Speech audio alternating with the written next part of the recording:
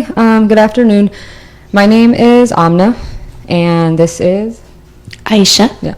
And we are here to talk a little bit today, just a little bit, about mental health and wellness during the time of Corona and the failed state, which is a lot. It's kind of a pretty heavy thing.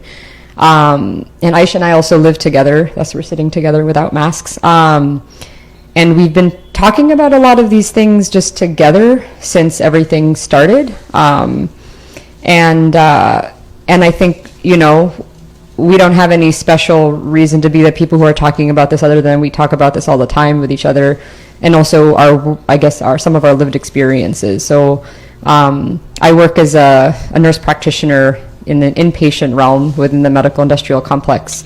So folks who suffered a lot of physical trauma, mental trauma, folks who have had, or have corona. And that's, what I do for money. And then a lot of the other work I do has to do with supporting communities that don't have any or very poor access to, medical care or to, maintaining their own wellness. And just recognizing that I have information and resources sometimes to share with other folks around that. And a lot of times they have more to teach me. But those are some of my credentials, or whatever you want to call them. And I work in mental health care. I worked in community mental health care and also at a methadone clinic. And then now I work in the school district with youth around mental health issues. And then both Amna and I also work with people who use substances and trade sex, and we help them access wellness. I was trained as a couple and family therapist, so a lot of what I'm going to be talking about is going to be coming from that lens. And we're also going to be talking about everything that we're going to be talking about is from an anti-capitalist framework. We both work in broken systems, failed systems. The mental health care and healthcare systems are completely broken, and I think COVID has really exposed that. I think people have known that, especially people who couldn't access care before, but it's just become even more evident. And that the harms that we're seeing, that people are experiencing, are due to capitalism. They're due to the effects of racism and poverty, and are resulting from deep histories of exploitation and inequality, and they're getting magnified by COVID. And like some examples of that are, Aisha will come home from work, or I'll come home from work, and she'll be talking about, maintaining confidentiality, some of her clients, or some of my patients. And a lot of my patients right now have corona. A lot of my patients are Black and brown bodies getting shot in Chester. And when it comes to being able to help people, we don't feel like we're actually helping people. We feel like everything is patchwork. It's putting a Band-Aid on something.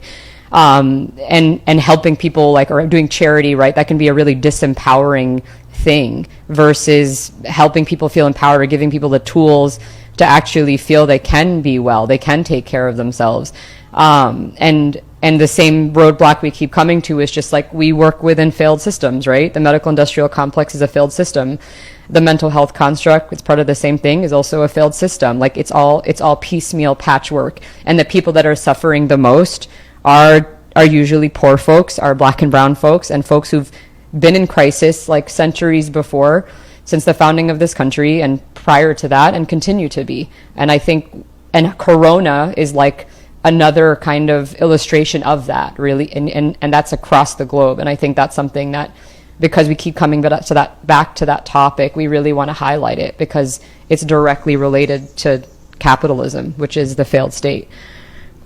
And we also just want to acknowledge that there were protests happening all last night for Black and brown communities in regarding George Floyd, and that's really been present on our minds for the last few days. And it just highlights that Black and brown communities have been dealing with trauma and oppression pre-COVID, and it didn't stop with COVID. It just got compounded, and that's what these communities are facing. And that these the histories of oppression and trauma that these communities have are also shaping their response to COVID and how they're navigating risk and safety. It's going to look different for people who have been living in crisis and living in oppression and trauma and don't have the luxury and privileges of safety. They're going to approach this next crisis or this crisis we're in very differently, and that there shouldn't be any judgment or shame around that. And in that, I think there needs to be an understanding that everyone's base of mental wellness, everyone's base of physical wellness, everyone's access, right, to mental wellness and health is different.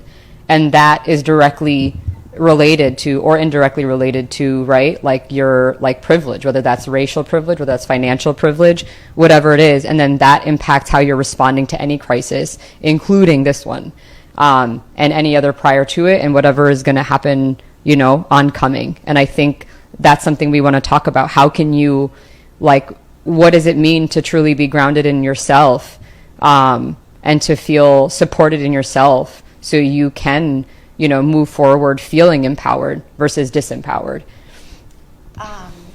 So I'm just going to give an overview of what we're going to talk about today. So we're going to talk about some of the emotions that have been welling up for people in our communities and the different ways they're manifesting.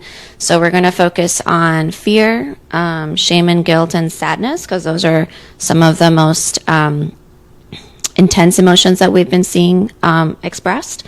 And we're going to talk about how these experiences intersect with race and class privilege and other privileges, and how ideas of safety are shaped by these privileges. And then we're also going to provide some wellness tips. Don't worry, we're not going to tell you to take baths unless that's something you want to do. They're going to be a little bit more broad than that. They're really kind of grounded in how individual wellness connects to community wellness. And then we're going to end with a few questions. We're going to pose a few questions for reflection for you to take away and think on after this talk is over. And before we go into it, I mean, these are things Aisha and I personally feel, and this is also in context of our relationship, the relationship to our friends, to our community, the relationship to our work, right? What we've been doing, what we think and feel might have nothing to do with what other people think and feel, right? We just are sharing our shared knowledge and experiences. And if people have questions, comments, concerns on the chat and Instagram, people can ask stuff. And if it relates to kind of what we're talking, maybe we can take kind of questions or comments, because we don't have that much time. So maybe at the end, we'll hopefully have some time left to also like answer questions or make this, I guess, as interactive as possible in this like really weird like video streaming format. Okay. So the first emotion that we wanted to talk about is fear, which is like an overarching emotion. And under fear, right, falls a lot of other, comes like anxiety and powerlessness. And I think I wanted to talk about fear in the context of myself. When everything started, it was kind of like, at least in like on this continent, or at least in North America, I was here in Philadelphia. I just finished working where I work, here in Chester, which is like right by the airport. And I also work in the Hudson Valley in Poughkeepsie. And I was, scheduled to go work up in Poughkeepsie, but everything was just constantly changing, right? Day to day, we were getting new information, false information, non-information. And I had a lot of fear around working, right? Like, am I going to have enough protective equipment? Like, what's travel going to look like? Am I going to not have enough protective equipment to the point where maybe I become sick, but not only about like my sickness, that I'm going to get others sick, right? Or I'm going to become a patient myself. It's like the last thing I want to do, or make my own patient sick, or come home and make Aisha sick, or what about my friend? Like, the list goes on and on. That fear led into my anxiety, right? It led into me feeling insanely powerless, and I didn't know what to do, to the point where one of the agencies I work with, the woman kind of used my own fear and guilt around everything to kind of manipulate me into working. And like, that's okay, like whatever happened, it happened, with the recognition that I have privilege to choose if I work or not, right? That's a pretty big deal.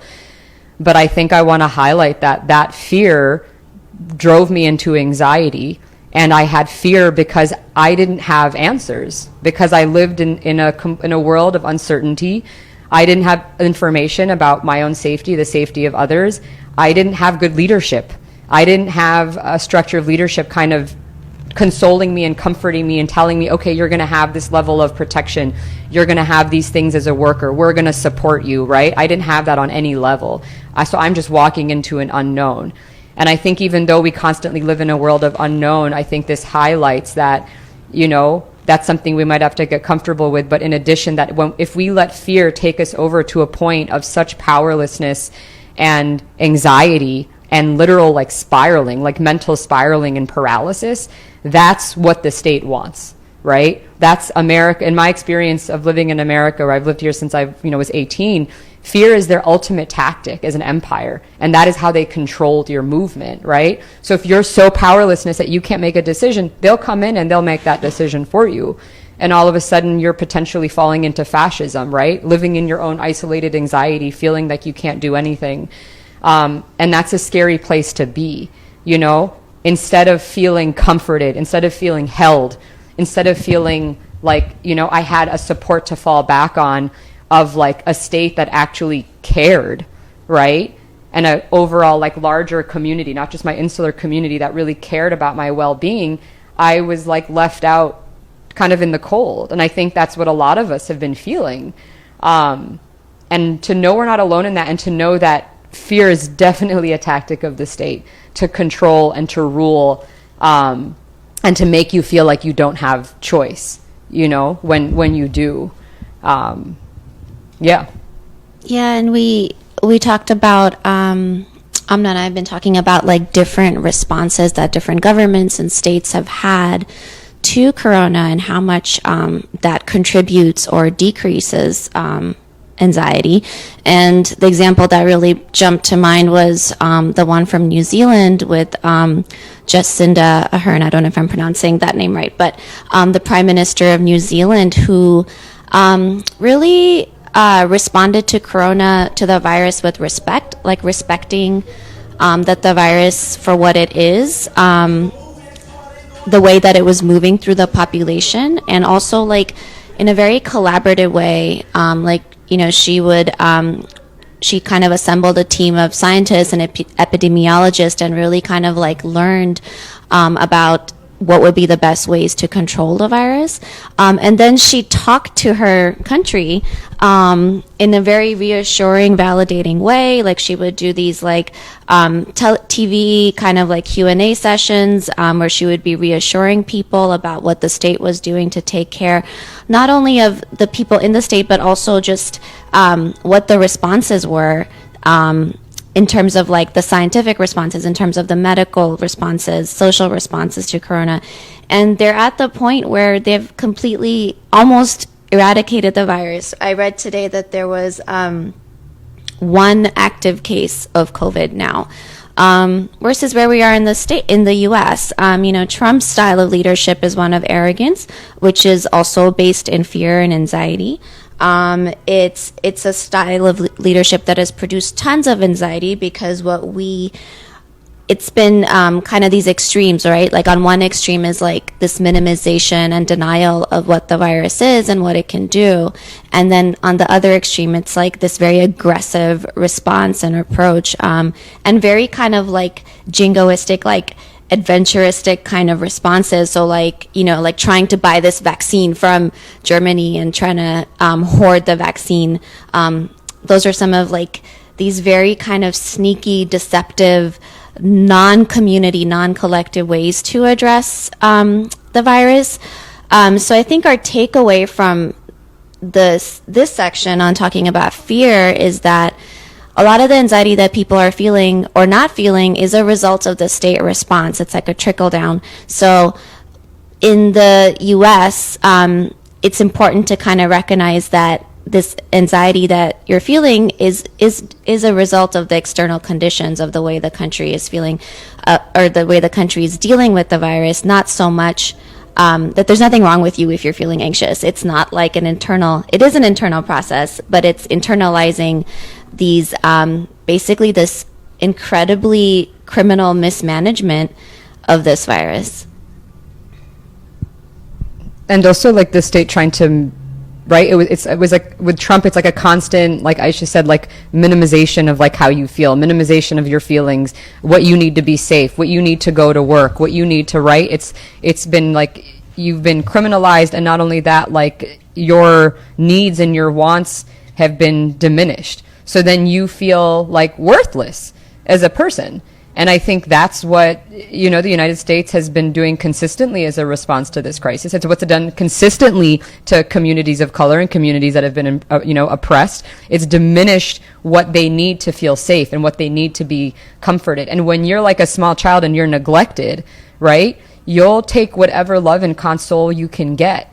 But that's also really dangerous when you're talking about an oppressive state. But also there needs to be a recognition, like in ourselves, that you are not alone in these feelings of anxiety and in this spiraling.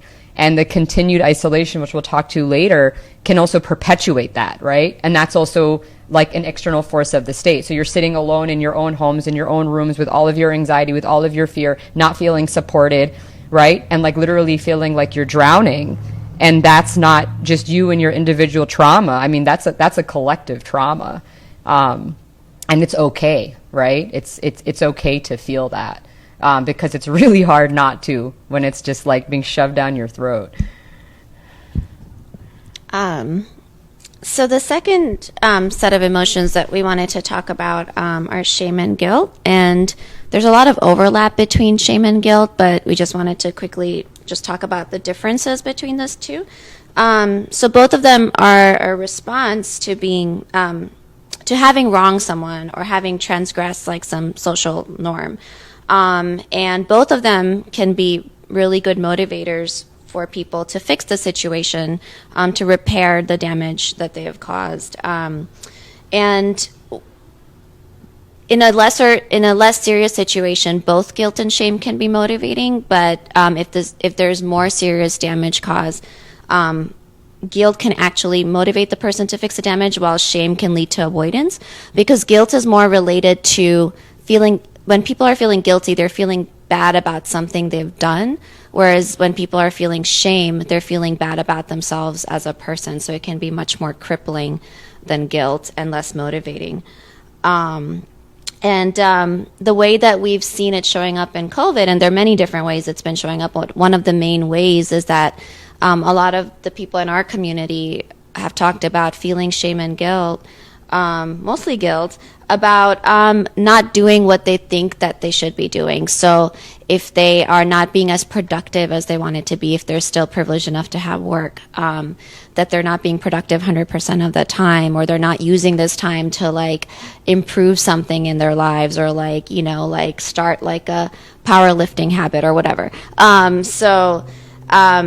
People are really kind of feeling guilt about not being productive, which is also a dictate that comes from capitalist thinking, this idea that we're like these efficient machines and that we should just be productive all the time, and all the things that we should be doing should be contributing to us being more efficient and productive. So some of what it can be really useful during this time, it's like a gift to kind of like start unlearning those thoughts and those internalized, basically undoing like the internalized dictates of capitalism.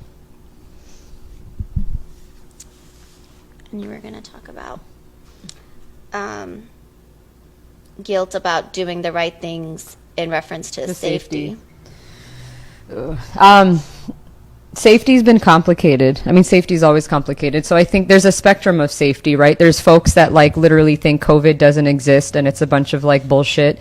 And they're like the, you know, folks that want to completely open the economy and like, you know, not wear masks. It's become this whole political thing, whether you're wearing a mask or not, which is ridiculous. You know, compromising other people's safety. And then there's other people that, you know, don't leave their home at all. And once again, this is a relative thing. I mean, some folks, you know, maybe you have, you know, kidney disease and heart disease, and like you're really prone to viruses, and you're like in your 60s or, you know, plus, and you don't, you know, that's valid. I mean, whatever it is, there's validity to what you need to feel safe along this spectrum. and it's an individual thing. And I think that there's been a lot of shaming of like, you know, what people are doing, or there's been a lot of guilt. Like, okay, like even the decision to go to the grocery store. Okay, like what time do I go to the grocery store? Do I wear gloves? Do I not wear gloves? When do I sanitize my hands? Do I sanitize, you know, all my grocery bags and everything I bought when I come home? Okay, like, well, what about my housemate? Like they're immunocompromised and taking some steroids right now. Like, can I live with them? Like, can I go to the grocery store and then come home straight away? Do I have to change my clothes? Like, right? It's like literally you're going in this spiral. I'm getting anxious just hearing all of that. Yeah, that's what it was supposed to do. And you get really anxious, and then you're like, I don't know, right? And instead of having someone like leadership, which is not a bad thing. Good leadership is a beautiful thing, and it's usually a person that listens to the collective and works with and from and for the collective, right? They don't define themselves as the sole being of a leader. That, right? Like someone like Jacinda, what's her last name? An Arnez? Adern. No. Well, anyways, don't listen to us. You know, she was very empathetic, and she's been very consoling and very humane, right? Sitting at home with her toddler, helping people recognize what they need to feel safe, and that they're human in their constant questioning of safety, right? And in this realm of uncertainty, we always have lived in a realm of uncertainty. Uncertainty has existed for so much of the world, right? For so long, you know. I mean, I've worked with Syrian refugees in Serbia. I've worked with different refugees in Greece. Like the level of uncertainty of like literally not knowing where you're going to wake up, where you're going to go. You have no documentation of people crossing the border into this country right now, right? Is constantly changing. Therefore, their definition of safety along this spectrum is constantly changing. So I think that instead of shaming ourselves for not knowing, right? We have to be like, well, you know what? Like I can only do the best that I can do for myself right now with whatever information I have, and that's it. You know, sometimes are you going to be exposing yourself? Potentially. Will you expose others? Potentially. Will you do something that's maybe higher risk than not? Potentially. But that's, once again, that's also a spectrum, right? Like the level of risk. You're constantly measuring this level of risk, and my response to that is like, well, yeah, welcome to the world, right? Like, welcome to what so many people are continuing to do, have had to do, whether you leave the home or not. You know, are you going to get bulldozed or bombed? I don't know. You know, is your child going to get bulldozed or bombed? We don't know. But instead of feeling disempowered by this, like with your privilege, right, recognizing that having an understanding of what unknowing and uncertainty truly is, and sitting with that, and allowing that to help you connect with people who've always had that, right? And allowing that to empower you, and knowing that we're all imperfect, and like our definitions of safety are going to constantly be shifting, and that's okay. And those are important conversations to consistently have with yourself and with the people around you, without a mind frame of shaming, right? If someone needs to stay home all the time and that's what they need to right now and feel safe, then, you know, okay, do you need food? Do you need water? Like, what do you need? If someone's out and about all the time, it's like, okay, they're highly exposed. Do you need some immune boosters? Maybe I don't want to be around you as much because you are so highly exposed, but I'm not going to make you feel bad about that, because those are your decisions. Like, you know, if we keep shaming each other and making each other feel bad, we're creating further divide in a world that's already divided. And I mean, you can't fight the state when you're also divided and then isolated and then anxious and then shaming. You know, it's just fall-on effect. So our takeaway for this section is using that those feelings of shame and guilt, rather than getting crippled or bogged down by them, using it to mobilize yourself. And one of the ways that we thought of was using it to mobilize and have empathy with people who've been dealing with these issues for a really long time, like Amna was talking about, in the rest of the world, but even closer to home, like when you think about people who are incarcerated, like the way what Amna said, that they've been in some form of quarantine, which is enforced violently for 30, 40, 50 years, and having empathy for that situation, and maybe using your shame to mobilize and maybe connect with people who are incarcerated, write them letters, send them books, you know, and if you're not ready to engage directly, or if that's not your thing, then maybe, you know, connect with the local group that is working on decarceration issues or mass incarceration issues and support them in whatever way feels good or whatever capacity you have. So using that shame and guilt as a mobilizing force in your life rather than isolating or being avoidant. And even something that we talked about last night was like, if suppose you're at a place where you're just kind of like in yourself and you're, going in, you're in your anxiety, you're in your loops, and like, that's okay. It happens to all of us. And you're smoking a lot of weed or like, using whatever substances or whatever comforting modalities, which that's also okay. It's not like we have a state that's providing good information and reassurance and like comfort, like we don't have a Jacinda. It's like a huge promo for Jacinda. But like, and for example, right, there's folks here in Kensington that Aisha and I work with, right, who you are using heroin, who are injecting heroin, shooting up heroin, right, who are using crystal meth, whatever it is, because of their trauma, because of their crisis, because of their uncertainty. And also because it just feels really good. It's comforting, right? And that's a form of support for them. That's a support of maybe cradle and holding, and I mean, we're also huge harm reductionists, so it's just like, okay, well, if right now, if you're drinking a lot, if you're smoking a lot of weed, whatever it is, if it's harming but also self-helpful, to have an understanding of like that struggle, right? It's like instead of shaming yourself, you're using this collective crisis to have a greater understanding of the crisis that others have always been in and continue to be so, and to build connection, right? And this is all about building work. This is all about sharing. This is all about communicating. And I think that's, and including in a world of shame. Like, yes, you can find connection in shame. Should we move on to sadness? We left that for last. Yeah. What we're witnessing is that sadness looks differently for different people. Some people might isolate. That's the main form of sadness I've seen. And also that people are experiencing all different kinds of loss. Maybe it's loss of a lifestyle that they really loved. Maybe it's loss of a loved one or someone they cared about. Loss of a job. Loss of mobility. And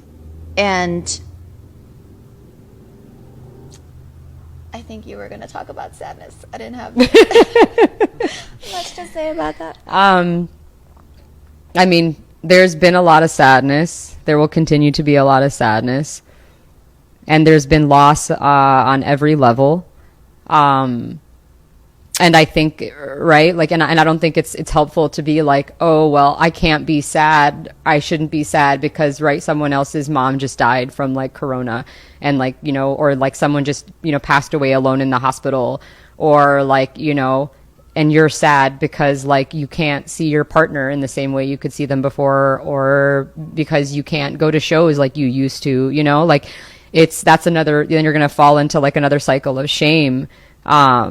Which, I mean, that's okay too, everyone needs to cycle sometimes, because otherwise how do you know what's not cycling? But I think that the sadness is very deep. It's very real. There's loss on every level. And we're going to talk about it later. I think we just need to support ourselves and figure out ways to continue supporting each other within our realms of how we define safety, right? Which is also a constantly changing thing. And maybe you're going to, on that spectrum of safety, you're going to maybe take greater risk and go see someone who just lost their mother because they're sad and they need some form of affection, right? So instead of shaming yourself and being like, oh my God, like I went and saw them, like I got closer than 6 feet, maybe you hugged them because they needed that, right? And it's a risk, but also not hugging them and leaving them sad and feeling isolated is also a risk, right? People die of loneliness all the time. People die of sadness. I've seen it, right? And people can also die of corona. Once again, there's a spectrum of safety and there's no black and white, and you just have to do the best that you can with whatever, you're given, whatever options you have, knowing that everything is uncertain, everything has been uncertain, and everything will continue to be uncertain. And we're constantly going to be juggling these concepts. So our takeaway for this is that for sadness, is that we need to create space for each other and not judge each other for the actions we're taking to alleviate our own sadness and other people's sadness. Which brings us to our wellness tips. So these tips are not necessarily about feeling better in the moment. I think there's a lot of stuff has been written about those types of wellness tips. But it's really about showing up for yourself and others, family, friends, community, in a way that's really grounded and from a place of power. And these tips are about individual wellness in the context of community wellness. And they're about feeling good enough to be truly present with yourself and for others. And they're also speaking to long-term, ongoing practices. It's not like a one-time event like taking a bath or drinking a cup of tea, which are also great. But we're talking more about like long-term wellness and sustainability. So tip number 1 is examining how deeply we've internalized capitalist ideas, and identifying what they are and how they're showing up in us and the ways that we make our decisions, and doing the very difficult work of letting them go, which is a lifelong process. We've all grown up in this system, so it's deeply, deeply ingrained, and it's going to take a lifetime of work to undo. And it's also really a lot easier and a lot more accessible to do it with a community of people. So maybe that looks like a study group or like a political group that you're part of, where you can read text together, listen to like podcasts or watch documentaries together and discuss. And that can also be a way to connect and decrease isolation. And then tip number 2, this is my favorite topic of all time. Recognize that under capitalism, we all have trauma around money. Some of us have trauma around not having enough money or not ever having had enough money. Some of us have trauma around the things that we have to do to get money, like some of the awful jobs, shitty jobs that we have to do to get the money. Some of us have trauma around, like, if we have money, maintaining it, and then also the fear of losing it. And then all of us have the trauma of aging without money, especially as we are living longer and longer, and the safety nets like pensions and all of those have disappeared. So everyone has trauma around money, and that's a really great way to connect with people, to organize, to mobilize around that point, because that's something we all share in common. Regardless of class, race, gender, it can be a really powerful way to organize across class lines, race lines, gender lines. Okay. Tip number 3 is it's completely necessary, and what we're all doing is we're surfing the waves of emotion. I think about the little turtle in Finding Nemo, and he's just like, we're surfing. I don't even remember what he said. But he was really cute. He's like, I'm riding the waves. But it's, like literally every day is different feelings. It's up and down. I mean, we're living in a global pandemic. I'm pretty sure I don't know anyone else who's lived through a global pandemic. You don't know necessarily, like one day you wake up and you feel really great and you're like, I feel supported, I feel grounded. Maybe you did some like qigong, like had a really nice chat with like a friend, and you did take your bath and you were like, okay, great. Like, I'm going to go to the protest today. I'm going to go to the George Floyd protest and I'm going to support, I'm going to show up. And, maybe when folks get arrested, I'm going to be there to do jail support. And like, that's great. Amazing. And that very same day, the friend that you talk to on the phone, they can't get out of bed. And they're cycling. They feel like shit about themselves. They want to get up and go and support and be a part of the protest. They want to help feed people. They want to, make music, feel productive, however you want to define that. And they just can't.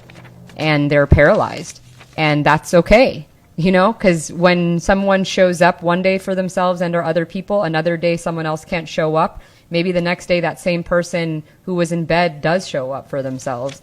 And therefore it can show up for other people. We're all at different points of this wave, and it's constantly up and down. And instead of being so hard on yourself, which I'm speaking about the waves, I'm speaking like literally to myself about this, like that it's okay. It's okay to allow yourself to be at whatever point you're at within these waves, because this is a long fight. This has been a long-term, right, fight for like ever since I knew it. And now with Corona, it's like an acute on chronic decision, acute on chronic situation or crisis, like meaning that it was really intense and new in the beginning, and now it's kind of like, oh, okay, we're going to be riding this for a while, right? For like folks of color, for Black folks, I mean, slavery started and like really haven't gone far from it, right? It's a chronic crisis. Like they've been riding this wave for a long time, and you can't always be like at the peak. You're not always going to be like at the bottom, at the trough. So wherever you are, like, that's okay. If you need to stay home and like watch like mindless TV all day or for 2-3 days or whatever for a month, then that's where you're at, and knowing that we're constantly moving beings, and even being still is like, in my opinion, some kind of form of movement, because you're not going to stay there forever, right? So that's okay. You have to meet yourself. You have to truly meet yourself where you're at and be okay with that. And also not beat yourself up about feeling all these emotions. Like, I think it's really misnomer to label emotions as negative or positive. Like, our emotions, all of our emotions have a lot of information that's really valuable for us. So even emotions like shame and guilt, like, even though they feel awful, they have a purpose and they're useful and they're our buddies. And it takes a whole lot of strength to be able to tolerate the entire range of emotions. And like, that's kind of what we're doing in therapy, is like, when you go to a therapist, a good therapist, hopefully that person is helping you build up your tolerance to experience this full range of emotions, and also expand your emotional depth and range. So this is a really good time to be exploring your own emotional range and see like, which are the emotions that you don't allow yourself to feel, and which ones are the ones that you like always prioritize and hold up, and kind of see if you can bring in those other emotions that you sometimes it's easier to just avoid or repress. And that's revolutionary work. Sitting at home or wherever you are and feeling what you feel and sitting with what you feel is like is some of the hardest work, right? Whether you're sitting with your privilege, you're sitting with like your whiteness, you're sitting with like the finances you have, you're sitting with the fact that maybe you were like abandoned and now like you have like all of these issues related to that, right? All these things that maybe like you don't want to look at. When you look at them, it helps you be more grounded and solid in yourself at the end of the day. And when you're in it, and maybe you can't move and you're literally just like crying for like days or hours on end. And that's okay. Because if you don't go through that, you won't be able to show up in like your best form, right? Because you might have all these like other hangups behind you. So all of this is part of the work. The work isn't just physically being present outside. It's also being really present as much as you can in your inside. Oh.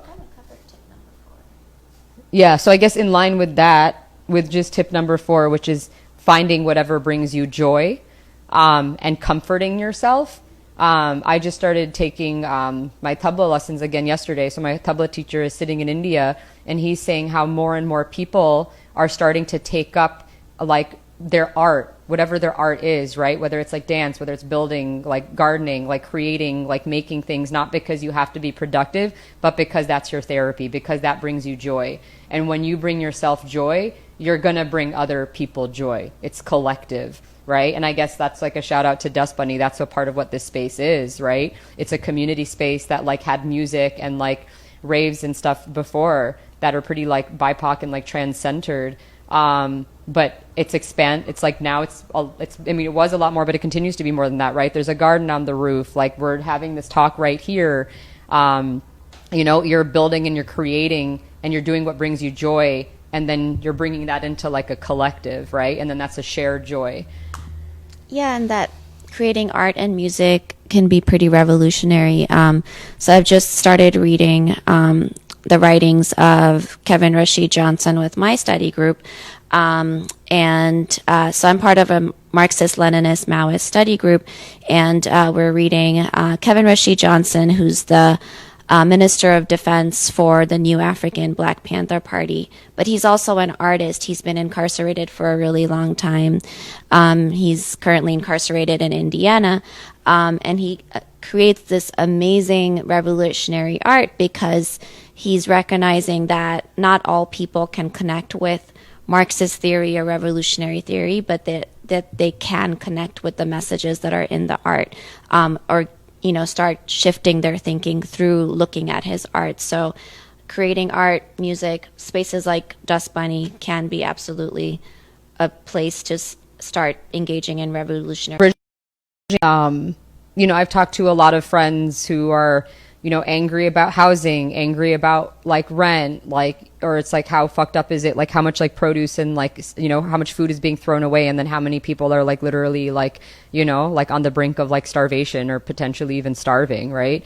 And like, you can go on and you can be angry forever. And anger, I mean, is a very valid emotion. It's very useful, but that anger is very useful if it's fueled into something, because when it's just literally burning up inside you, and I mean, I've lived this, like you just burn yourself out, right? You're so hot, you burn yourself out, or you're so angry and sad that you can't do anything. But I think also understanding that once again, like you're not out there alone with your anger. You're not out there alone with your sadness and your anxiety. If you're a single mom with 5 kids and like you're barely making it through, there's another single mom out there with 5 kids who's also barely making it through, and finding personalities that also helps like build you inside, and it also continues to help build the collective. If you're not at a point where you're ready to reach out, if you're not at a point where you're ready to move on from that anger, that's okay. But recognize that when you are, if you ever are, that there's other people in that same state as you, whether it's a physical state or a mental state. And that's where you want to create bridges, right? And I think that's a huge take home. It's like all of these emotions that you're feeling, those are emotions that are true to you, but also true potentially to a lot of other people, and things that you can build bridges with. And another tip that we came up with was reading about the history of capitalism and educating yourself about it, creating a study group maybe, or reading alone or with people.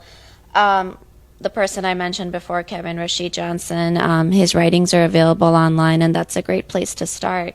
There's lots of other really amazing, brilliant thinkers who can kind of pull you out of like your inner individualistic kind of thinking, especially if you're kind of like caught up in circular thoughts. It can be really helpful to like pull yourself out of that, and just kind of recognize that a lot of what we're experiencing and feeling, it's not a mistake. It was designed and created this way and shaped by capitalism, and that we were meant to feel this way, and that's what we have to like push back against. So we have 9 minutes. Should we move on to our questions?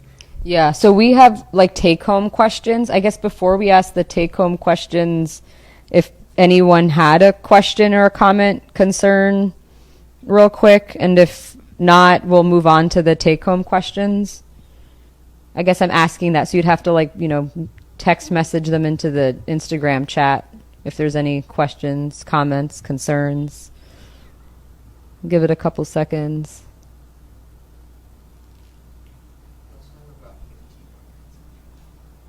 Oh, okay. Well, then I guess, yeah, we have more time. Yeah, we can dive in. And if anyone has anything to ask after whatever, let us know.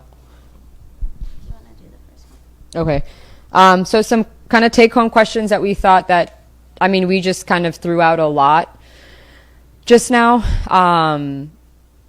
And so some things to think about in addition to whatever we just said, or that kind of like maybe bring it together, are some of these questions. So one of them is, what am I feeling right now, like in this moment, and where are these feelings coming from?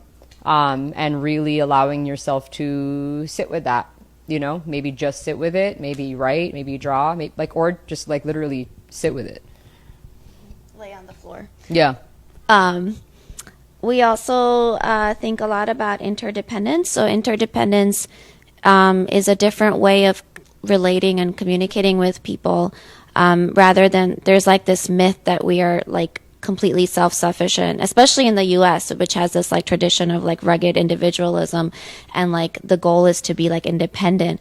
We actually prefer interdependence, which is that you have a strong sense of self, but you're also able to be vulnerable with other people and ask for what you need and be open to what other people need, and kind of build a relationship and intimacy by connecting through vulnerability and need without it being seen as being needy. So our question is, how can I create more interdependence in my life? Like, how can I create relationships that are more interdependent versus codependent or independent? Another question that I just want to talk about a lot is, and basically what privileges do you have? So, or like what privileges do we individually have? And privilege is not a bad thing. We all have some form of privilege, right? You have racial privilege, there's financial privilege, there's privilege in the construct of like where you were born in the world, what passport do you hold, what paperwork do you have, what food do you have access to, what job do you have? I mean, the list goes on and on and on. And you can sit and dwell and hate yourself and guilt yourself because of the privileges that you have, or you can recognize that a privilege is a resource and you can share that resource. So it's like, great, like, what can you bring to the table? If like maybe you were like in Palestine and you're like a white ally, and it's like, okay, like what is one of my privileges? I don't have money to contribute. I don't like have like a strong skill set of anything, but I have my whiteness. And it's like, okay, great. Well, then maybe you can go stand in front of a home that's about to be bulldozed, by the Israelis. And that's you showing up, recognizing that's something you have to bring to the table. I know it's an intense extreme, but I think it's very true. Or if you have financial privilege, right? You maybe can't show up and go to the protest or like do whatever, or like help feed people, but you make a decent income right now. So you can, donate to like whatever cause and make sure the money gets to where it gets because you have that access. You have those resources. You have that privilege. Another question is really thinking about what makes you feel supported, and then asking for that in ways that feel good, and not feeling guilty about that. And sometimes that can be a really hard question to answer. So if you don't have an answer right away, also not falling into self-blame or guilt, but just like sitting with that and, letting it come to you. And this one? Okay. What do you feel? Oh, okay. Another one is, what do you feel you need to be supported?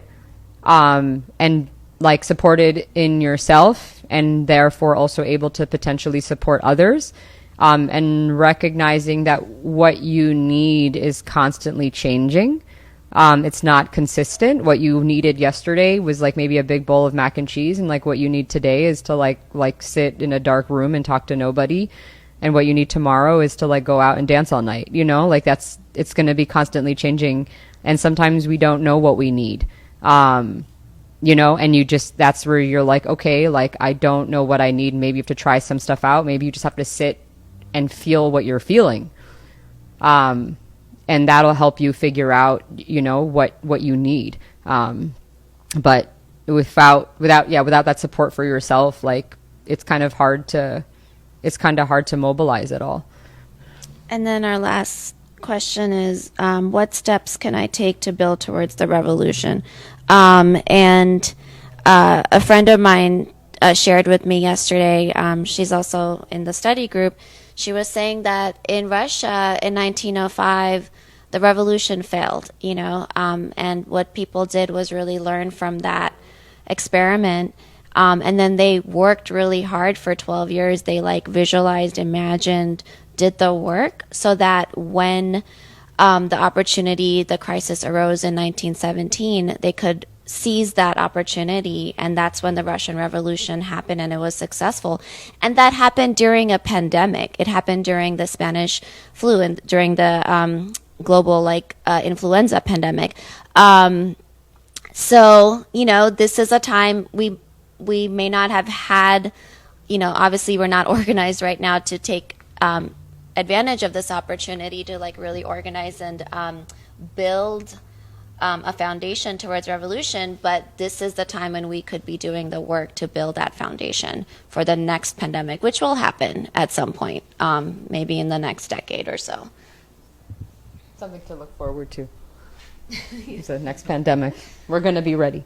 But someone asked a question. Can y'all give us some examples of how to reach out to others when we're feeling solid or on top of things we can do around Philly? That's such a good question.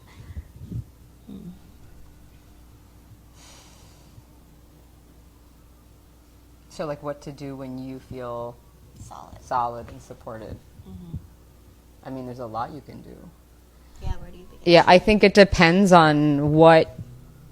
I think it depends on like what makes you feel good when you do it, and like what your context of understanding and framework is, right? Like if you're someone that's kind of always been curious about, like mass incarceration in the United States, and right now you have a solid understanding, and like, you've been quarantined and you kind of have been like having feelings around like lack of mobility, and you are like, wow, that's a point of connection. I want to like reach out to folks who are incarcerated right now. I want to write letters. I want to organize other people to write letters right now. I want to send what I can to folks who are incarcerated. I want to figure out if it's possible to get them soap, and if like that's where you're at, then, and you're strong in that and you can mobilize yourself and mobilize others, and that's what you're excited about, great. Because if you start doing work that you're either not excited about and or has no relation to you or your individual experience,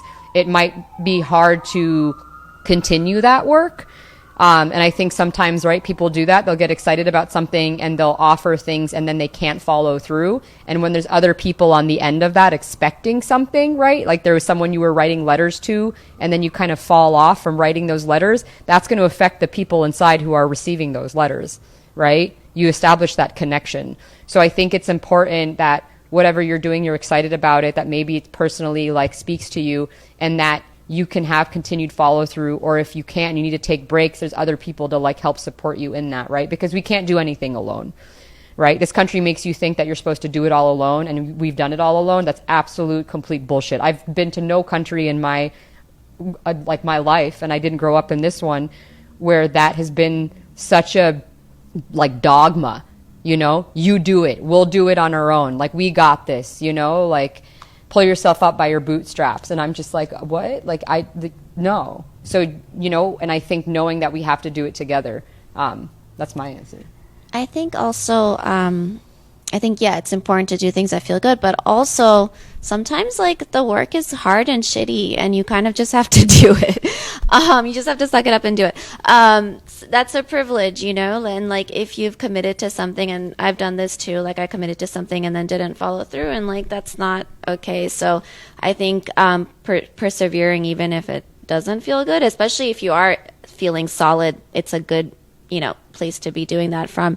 And it can be really wide range, like it can be a really small action, like checking in on a friend who you haven't heard from in 3 or 4 weeks just to see how they're doing.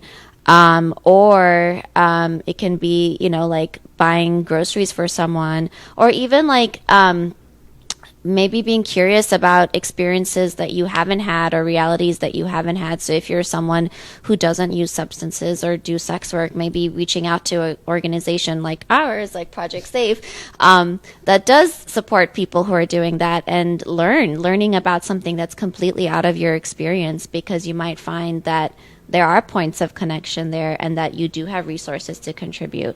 And that also expands, your way of being in the world too. And also recognizing that if you're really solid and you're ready to support yourself and or potentially others, that like, and everyone around you's not solid yet, that everyone's on a different part of the wave, so you can only do what you can do with what you have right now. And if you don't have the movement that you maybe crave or want, that you can still do stuff, and that it's going to constantly be changing and evolving.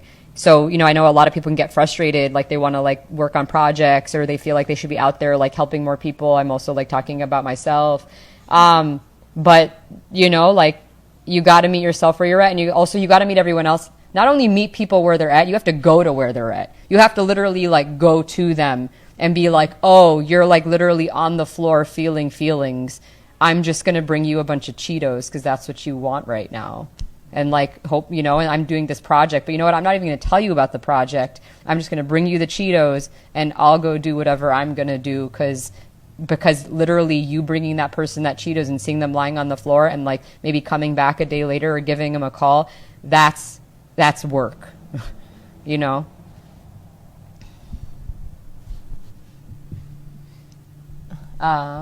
Any other questions or comments? I think Aisha are done with our exciting talk. Cheetos. We're both going to the George Floyd protest, the solidarity protest against police terrorism, at the Art Museum at 2. Hopefully, we'll see some of you out there as well. Yeah, and drink water and like watch the people around you because it's really hot out here in Philadelphia. You know, and wear sunscreen. Yeah, and just keep your eyes out because like also everyone's like on a different like wave of emotion and physicality when they do show up sometimes. So it's just always good to kind of keep an eye out on other people and also on yourself. Sometimes if you need to bow out, step back, leave the protest, whatever it is, like take a seat, you know, like go home, that's okay. Well, thank you for all the love we received on this. And if, what is it? Instagram. Is yeah. it Instagram? Yeah. and I guess like, I don't know, we'll see if folks are interested and like, I don't know, more of a, not really, I guess me and Aisha just conversing. We can, you know, do that because this is what we do at home. All day. Yeah. Thank you.